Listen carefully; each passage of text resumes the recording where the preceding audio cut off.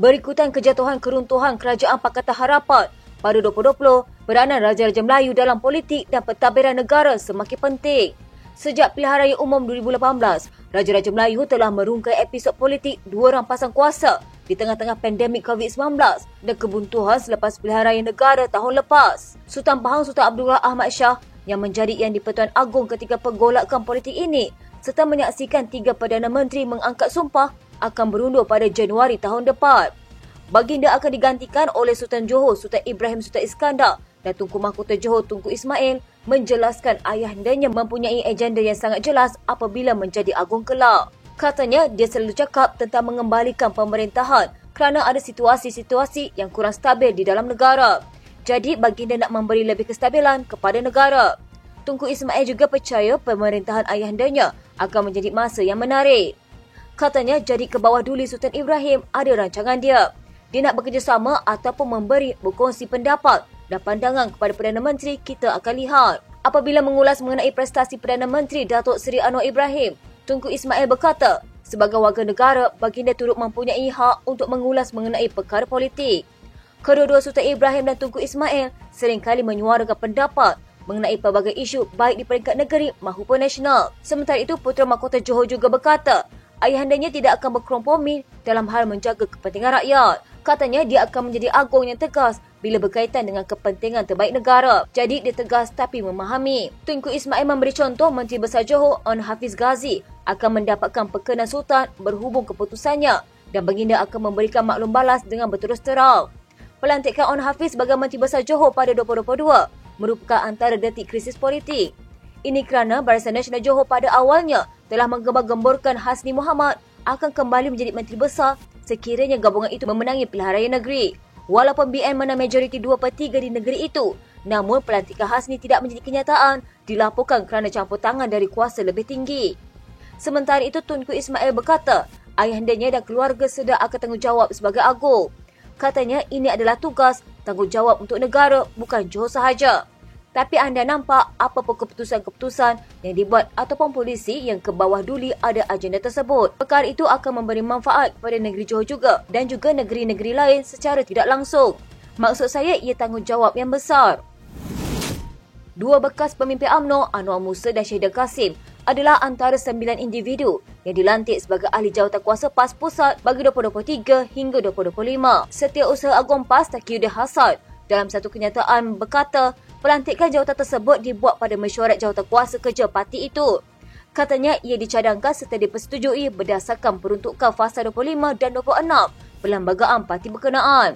AJK lain yang dilantik termasuk Nasruddin Hassan, Muhammad Yusni Makpiah, Wan Rohimi Wan Daud, Muhammad Zuhdi Marzuki, Nik Muhammad Zawawi Saleh, Ahmad Yunus Hairi dan Muhammad Mazri Yahya. Penolong Setiausaha Agung 1, 2 dan 3 pula masing-masing disandang oleh Khairul Faizi Ahmad Kamil, Khairul Fahmi Maksum dan Muhammad Syarif C. Sulaiman. Anwar dan Syahidan adalah antara ahli UMNO yang dipecat keahlian mereka pada mesyuarat Majlis Kerja Tertinggi parti itu sebelum pilihan raya umum ke-15 tahun lalu.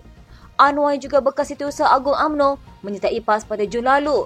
Bekas ahli Parlimen Ketereh itu juga adalah pengerusi NGO Muafakat Nasional. Syahidan pula adalah bekas ahli Parlimen Arau dari Barisan Nasional tetapi dipecat daripada UMNO selepas bertanding di kursi Parlimen itu pada PRU15 atas tiket Perikatan Nasional selepas namanya tidak tersenarai sebagai calon. Bekas ahli MKT UMNO itu bagaimanapun berjaya mempertahankan kursi Arau. Selain itu, Taqiyuddin juga menyenaraikan Barisan Pesuruhjaya PAS Negeri dan wilayah persekutuan yang dilantik.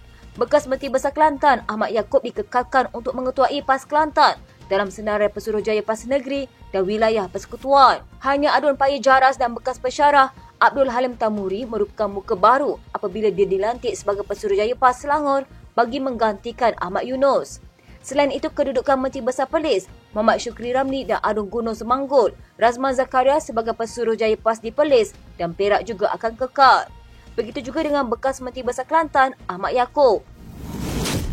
Ketua Amanah Temerloh, Azizul Shah Muhammad Noor berkata, pengalaman Datuk Seri Muhammad Sabu sebagai orang lama dalam politik masih diperlukan oleh parti sebelum peralihan kepada pemimpin baru. Mengulas desas-desus mengatakan ada usaha pihak tertentu cuba menukar presiden ketika pemilihan parti yang akan berlangsung Disember depan. Azizul berharap setiap ahli parti itu dapat terus menyokong Muhammad Sabu sebagai presiden sepenggal lagi. Katanya pemilihan dan pertandingan dalam parti adalah proses matang dan demokrasi. Saya yakin ahli parti dan perwakilan dapat menilai dengan bijaksana. Biarlah Mak Sabu kekal bagi menghabiskan penggata akhirnya sebagai presiden. Peranannya masih diperlukan parti sebelum peralihan kepada pemimpin baru yang pasti akan berlaku bila tiba masanya. Ibarat kata pepatah seperti menarik rambut dalam tepung, rambut jangan putus, tepung jangan berserak. Amanah bakal mengadakan pemilihan Jawatankuasa Nasional Amanah untuk sesi 2023 hingga 2026 bersekali dengan penganjuran Konvensyen Nasional Amanah 2023 di Lembah Kelang pada Disember ini. Sementara itu, Azizul berkata Amanah masih memerlukan kekuatan Mak Sabu sebagai Presiden Parti untuk memelihara dan mengukuhkan kerajaan perpaduan. Katanya kesungguhan dan kesetiaan Mak Sabu bersama Datuk Seri Anwar Ibrahim terbukti sejak zaman reformasi lagi. Katanya peranan Mak Sabu tidak boleh dinafikan oleh mana-mana pihak di dalam parti. Menurut Azizul, situasi ketika Pakatan Harapan melalui saat ketir apabila sekumpulan pengkhianat bersama dalam langkah syaratan antara bukti jelas sokongan Presiden Amanah terhadap kerajaan. Katanya barisan kepimpinan parti diketuai Mak Sabu tetap setia dan bekerja keras mengekalkan perpaduan dalam PH. Satu ketika dahulu, Mak Sabu lantang melawan UMNO, namun apabila Yang di-Pertuan Agong menitahkan pembentukan kerajaan perpaduan, beliau berlapang dada dan menerimanya demi rakyat serta masa depan negara. Beliau Mak Sabu sentiasa bekerja keras membantu PMX mengukuhkan kerajaan perpaduan dan parti. Kini hubungan Amanah bersama UMNO dan parti lain dalam kerajaan perpaduan semakin akrab. DAP terkilan dengan penganjuran program di sebuah sekolah rendah yang mengandungi unsur-unsur keganasan dan ekstremis dengan penggunaan replika senjata seperti yang tersebar di media sosial. Sehubungan itu, Setiausaha Agongnya Anthony Loke menggesa Kementerian Pendidikan mengambil tindakan tata tertib terhadap pihak yang bertanggungjawab bagi mengelak ia berulang. Katanya DAP menentang sebarang bentuk keganasan dan membantah semua bentuk program yang mempamerkan unsur-unsur kekerasan bersenjata di semua sekolah yang melibatkan murid-murid pada usia yang muda. Program seumpama itu hanya akan memberikan mesej dan pengajaran yang salah kepada generasi muda kita. Justru DAP menggesa KPM untuk mengambil tindakan tata tertib yang tegas terhadap pihak yang menganjurkan program tersebut dan menghalang sebarang program seumpama daripada berulang. Tersebar gambar murid memegang senjata mainan di sekolah yang didakwa berkaitan dengan acara Minggu Solidariti Palestin.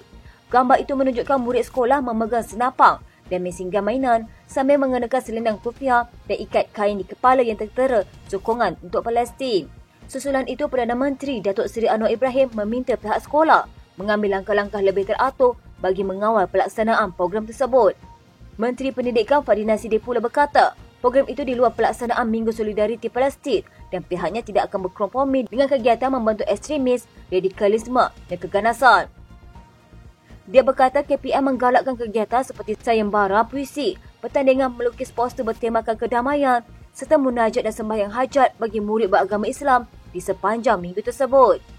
Mengulas lanjut, Loke berkata, insiden tersebut dibimbangi menimbulkan kebimbangan masyarakat dan KPM seharusnya mempertimbangkan semula penganjuran Minggu Solidariti Palestin di sekolah selain menggunakan pendekatan yang lebih sesuai untuk menyampaikan mesej kepada murid-murid.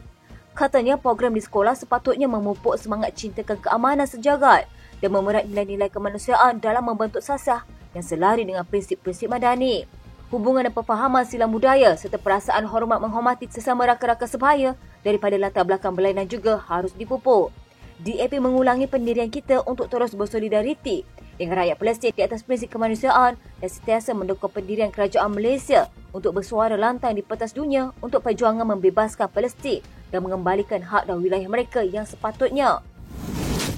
Walaupun pihak tertentu mempertahankan penggunaan senjata mainan di sekolah, Tunku Mahkota Johor Tunku Ismail Sultan Ibrahim mempersoalkan mesej yang ingin disampaikan kepada kanak-kanak. Menjawab soalan semasa podcast Keluar Sekejap baru-baru ini, Tunku Ismail berkata, baginda dimaklumkan mengenai kejadian seumpama itu yang berlaku beberapa hari sebelum Minggu Solidariti Palestin anjuran Kementerian Pendidikan. Katanya, saya dapat gambar dan laporan sekolah tertentu di mana guru sendiri menggalakkan anak-anak kecil membawa senjata. Walaupun benda itu adalah mainan, bukan senjata betul, tapi apa mesej yang anda ingin sampaikan di sini? Tunku Ibrahim berkata baginda juga menghubungi Menteri Pendidikan Fadhil Nasidir dan Esko Johor yang menyelia pendidikan untuk memantau setiap sekolah. Bagaimanapun, Ahli Parlimen PAS Ahmad Fadli Syahri nampaknya tidak bersetuju dengan pihak yang bimbang dengan penggunaan senjata mainan. Ketika membela guru dan pelajar berkenaan, Ahmad Fadli berkata penggunaan senjata mainan membantu meningkatkan kesedaran tentang perjuangan rakyat Palestin. Ahmad Fadli menyasarkan Menteri Pembangunan Kerajaan tempatan dengan komen berhubung catatannya di X. Dia menolak tanggapan bahawa penggunaan senjata mainan adalah sama dengan mempromosikan keganasan atau ideologi ekstremis. Sebelum ini, Mufti Perlis Muhammad Asri Zainul Abidin turut membidas DAP dengan berkata roket dipercayai merujuk logo DAP. Itu juga boleh dianggap sebagai ancaman keganasan. Pada halaman rasminya, DAP berkata roket berwarna merah sebagai aspirasi parti dalam membina sebuah masyarakat yang moden, dinamik dan progresif.